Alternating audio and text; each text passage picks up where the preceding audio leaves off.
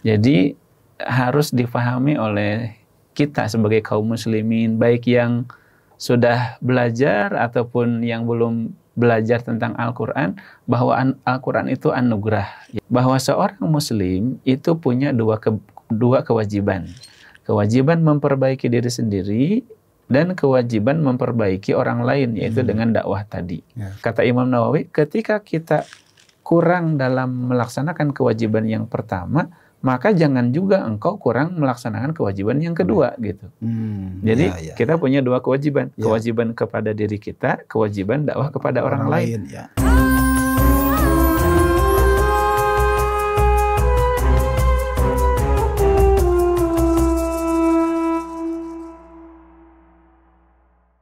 Bismillahirrahmanirrahim. Assalamualaikum warahmatullahi wabarakatuh. Rekan-rekan, sahabat-sahabat IKADI semua. Insya Allah mulai kita mencoba untuk mengkaji tafsir Al-Quran yang merupakan sesuatu yang harus kita pelajari sebagai umat Islam.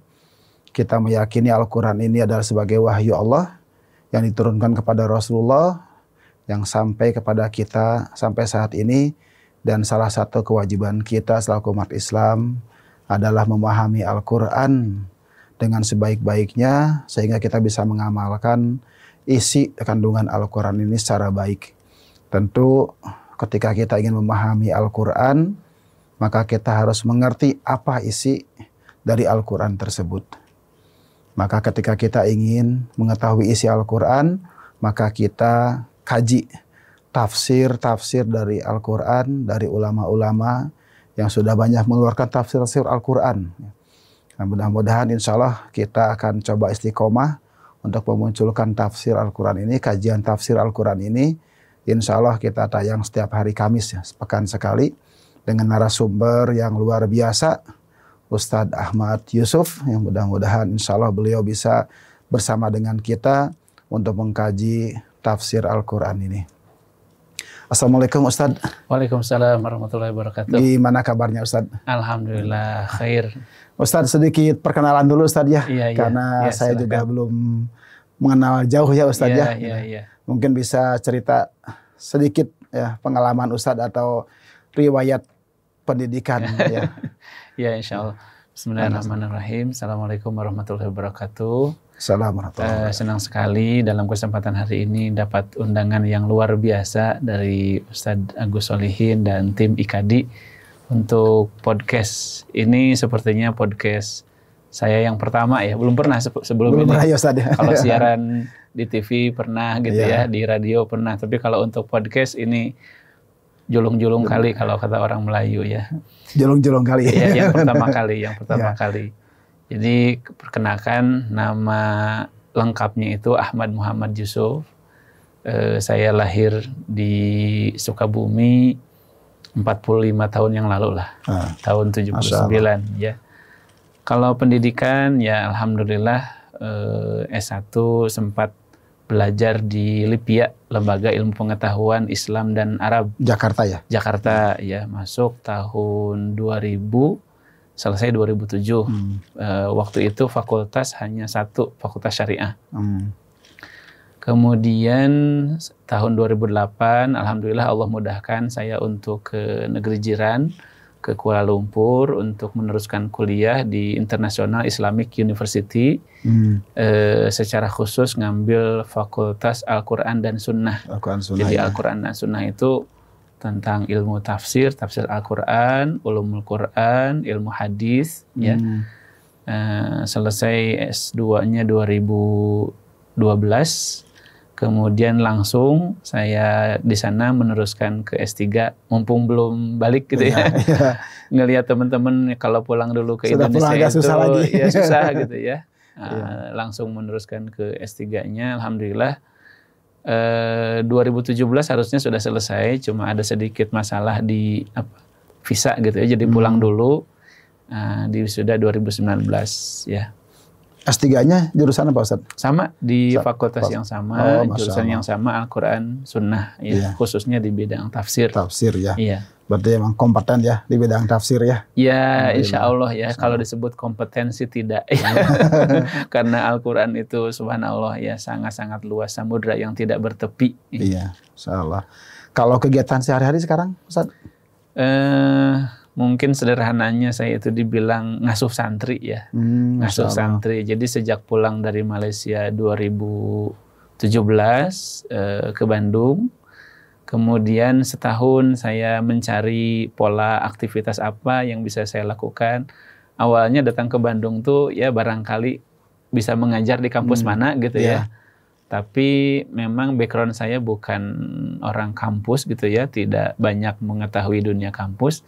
Tapi alhamdulillah di 2018 itu Allah mudahkan kami merintis pesantren Al-Quran dari nol gitu ya, dari santri 12 orang. Santri akhwat waktu itu ya, dengan beberapa sahabat di daerah Pasar Induk Caringin ya, di sebuah komplek di sana, dan alhamdulillah sampai sekarang berjalan. Pesantren tahfiz Zain Al-Fatih ya, boarding school. Boarding school ya. Oh, Masya Allah. Iya, iya. Santrinya Ikhwan Akhwat itu ya? Santrinya Ikhwan Akhwat jenjang SMP SMA. SMP SMA. Ya. Ada yang berasrama, ada juga yang dekat itu pulang pergi. Gitu. Oh iya, Masya Allah. Menciptakan generasi Quran ya Ustaz ya. Amin ya, itu salah satu usahanya lah. Ya, insya Allah jadi jariah Ustaz ya. Amin, amin, ya. Amin.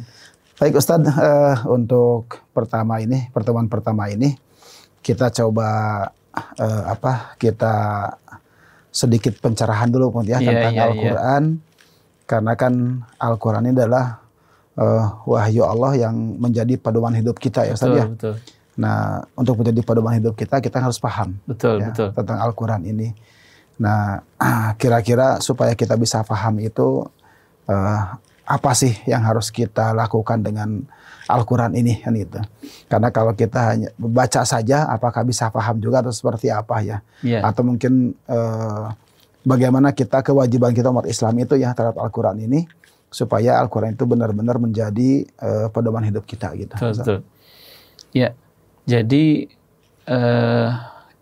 bisa kita sebutkan ya, bahkan harus kita yakini Al-Quran ini adalah sebuah anugerah, bahkan anugerah paling besar. Dulu para sahabat itu menjadi generasi yang terbaik ya, khairul quruni qarni kata Nabi SAW. Nah, mereka tuh generasi yang terbaik, umat yang terbaik, salah satunya karena umat inilah yang diberikan oleh Allah Al-Quran. Jadi harus difahami oleh kita sebagai kaum muslimin, baik yang sudah belajar ataupun yang belum belajar tentang Al-Quran, bahwa Al-Quran itu anugerah ya. Karena sebagian masyarakat ada yang jangankan Al-Quran ya, ada yang sholat aja masih jarang-jarang gitu ya. Nah, satu, Al-Quran itu adalah anugerah. Nah, kemudian yang kedua, kenapa anugerah ya? Mungkin perlu dijelaskan di sini. Sering disebutkan segala sesuatu yang bersentuhan dengan Al-Quran dia akan mulia ya. Mulai dari Jibril yang membawa wahyu Al-Quran dari Allah menjadi penghulu para malaikat ya, malaikat Jibril. Malaikat yang spesial ya, malaikat yang istimewa, malaikat nomor satu lah yang paling utama. Kemudian Nabi SAW yang diberikan kepadanya Al-Quran menjadi Sayyidul Anbiya wal Mursalin, sebaik-baik, semulia-mulia para nabi dan rasul. Bulan yang di situ di dalam diturunkan Al-Quran, bulan Ramadan menjadi Sayyidus Syuhur ya, bulan yang paling mulia, bulan paling mulia. Malam yang di situ diturunkan Al-Quran menjadi malam yang paling istimewa ya, Lailatul Qadar yang khairun min alfi syahr. Lailatul Qadri khairun min alfi syahr. Negeri yang diturunkan Al-Quran, Mekah dan Madinah menjadi dua kota suci ya. Dan sama ya semua. Jadi bisa kita pahami segala sesuatu yang bersentuhan dengan Al-Quran maka dia jadi mulia. Bahkan kata para ulama, kalau zaman dulu itu Quran itu jilidnya dari kulit kambing ya, kulit kambing, atau misalnya kertas lah ya. Kertas kalau dia sendiri menjadi kertas yang biasa, tapi ketika dia menjadi jilid Al-Quran bersama Al-Quran, kita nggak boleh sembarangan dengan jilid Al-Quran tersebut. Nah, jadi harus disadari oleh kita bahwa Al-Quran ini adalah anugerah yang akan memuliakan kita. Makanya Allah mengatakan di awal surat Al-Anbiya itu, laqad anzalna ilaikum kitaban fihi dzikrukum afala ta'qilun. Sungguh kami telah menurunkan kepada kalian kitaban fihi dzikrukum, sebuah kitab yang di situ ada zikrukum. Zikir di sini oleh sebagian ulama dimaknai syarafukum, kemuliaan kalian. Jadi kalau kita mau mulia di dunia dan di akhirat dengan Al-Quran. Terkait dengan memahami Al-Quran dalam hal ini tafsir ya. Sebenarnya memahami Al-Quran ini dia tahap kesekian dari kewajiban kita sebagai seorang muslim kepada Al-Quran.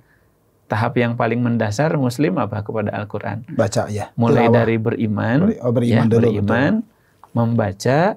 Nah, baru mungkin setelah itu ada menghafal, ada memahami, tadabbur, kemudian mengamalkan, mendakwahkan.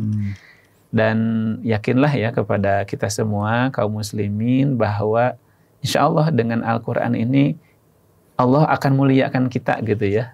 Nah, dalam hadis itu disebutkan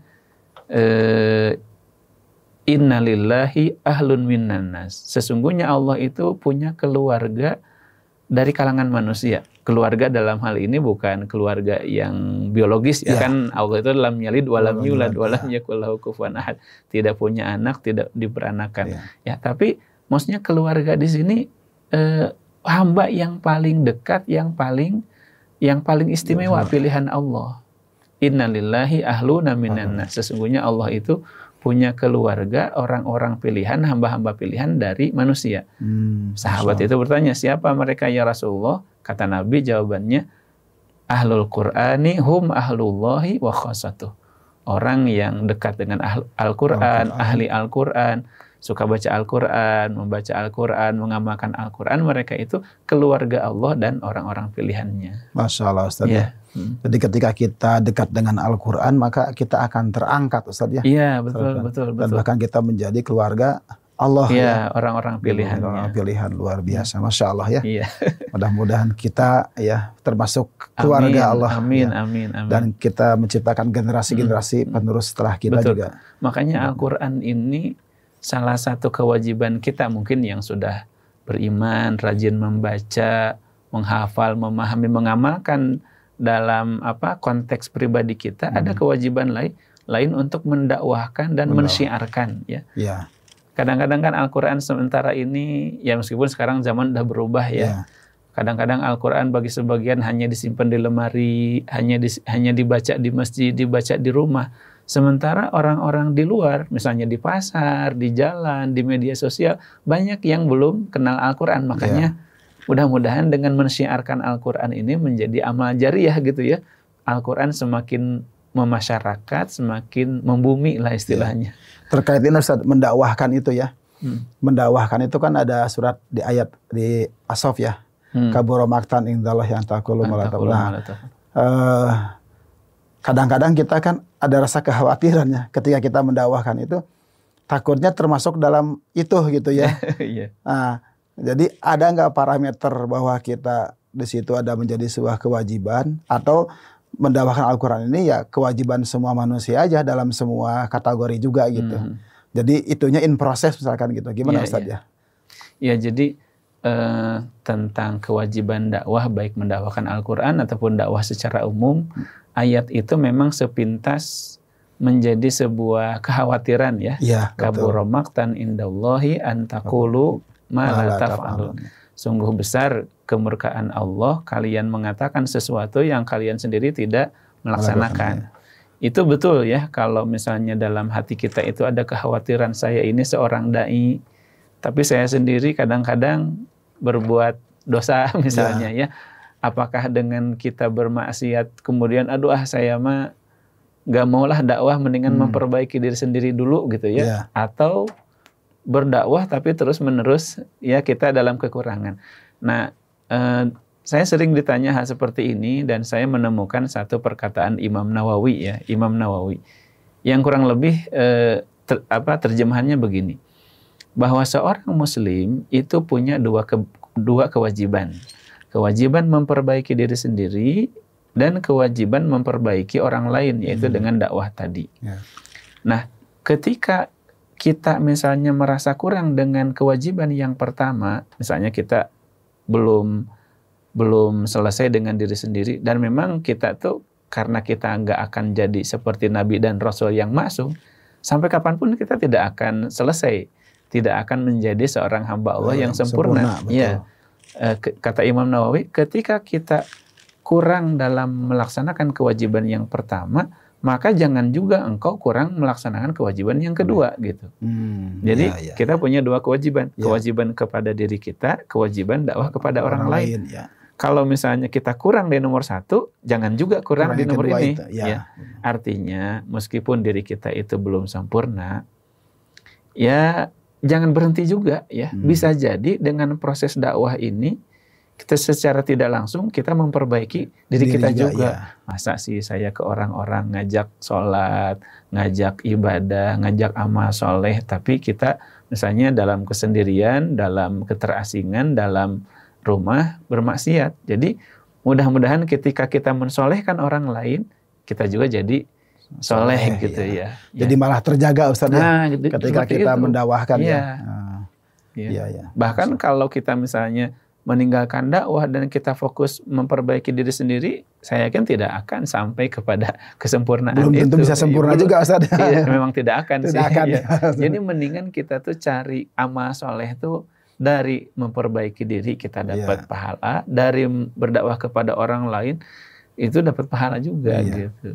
Iya, Masya Allah Ustaz. Baik, terkait dengan pemahaman Al-Quran Ustaz ya. Kalau kita kan di Indonesia ini ya kemampuan bahasa Arabnya kan minim Ustaz ya. Sementara Al-Quran kan diturunkan dalam bahasa Arab.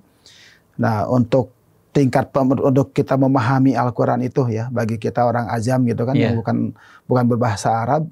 Nah, itu seperti apa Ustaz ya?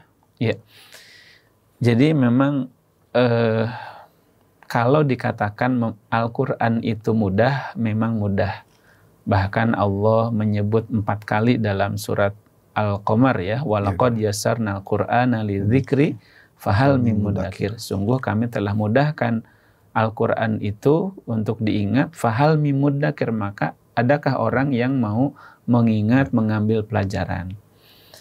Kalau sampai tahap tertentu mudah kita baca Al-Qur'an ya, misalnya dengan kita membaca Al-Quran terjemah, dengan membaca tafsir-tafsir yang sederhana gitu ya, dengan dengan punya guru gitu ya, ustadz yang khusus kompetensi tafsir bisa.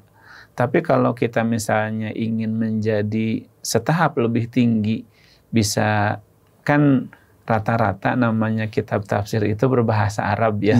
Betul, dari mulai tafsir yang paling awal misalnya tafsir At-Tabari, kemudian tafsir Ibnu Katsir, tafsir Jalalain ya, karena memang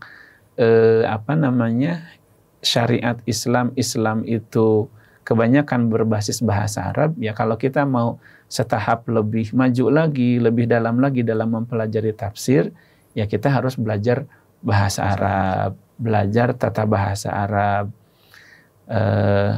harus demikian ya.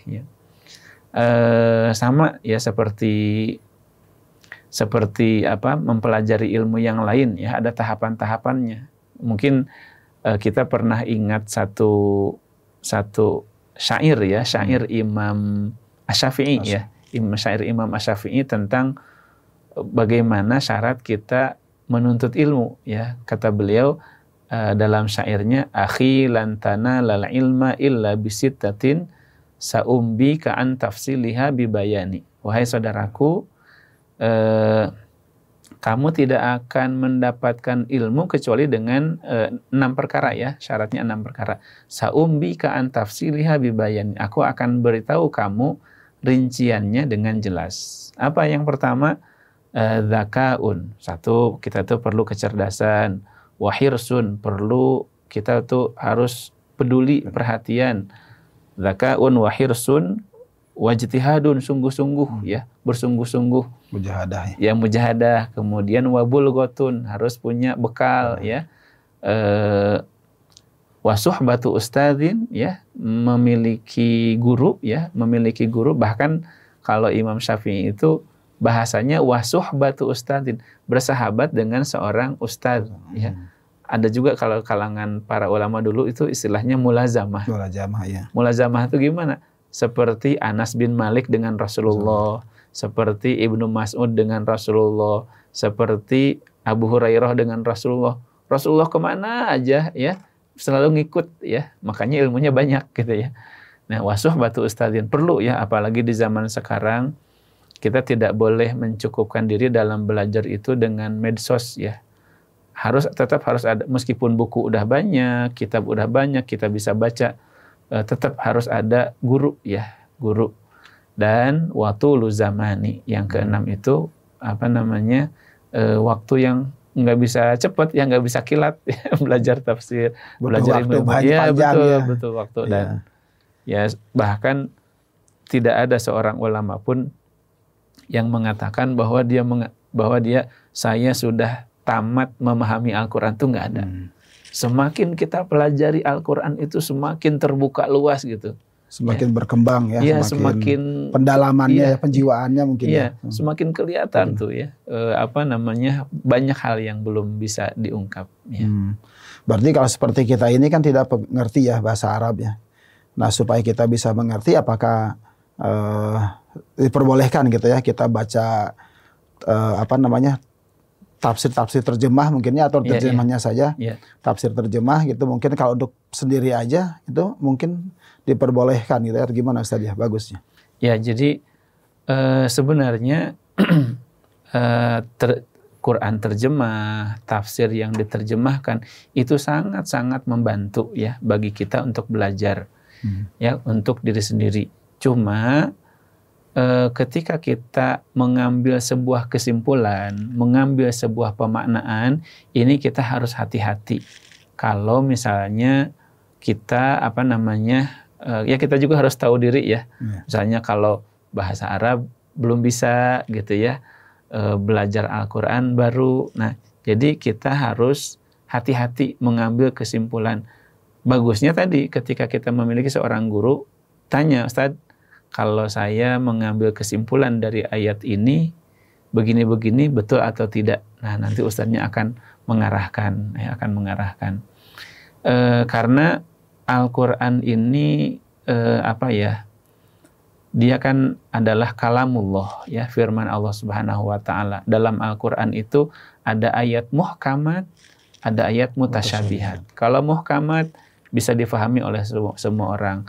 Kalau mutasyabihat hanya orang-orang tertentu, atau bahkan tidak ada yang mengetahui kecuali Allah, wallahu a'lam. Seperti misalnya huruf muqatta'ah, alif lam mim, ya, nun, kemudian toha, dan seterusnya, ya.